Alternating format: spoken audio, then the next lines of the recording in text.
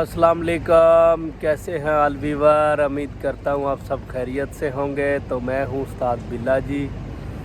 तो अभी मैं सुबह का टाइम है, सुबह 6:30 बज रहे हैं। तो अभी मैं जा रहा हूँ काम पे। तो वीडियो से जुड़े रहें, आपको न्यू इलाके का विज़िट करवाऊँगा। तो वीडियो से जुड़े रहें, हो सके तो हमारे चैनल को सब्सक्राइब कर दें। तो बिना टाइम वेस्ट किए वीडियो करते हैं स्टार्ट।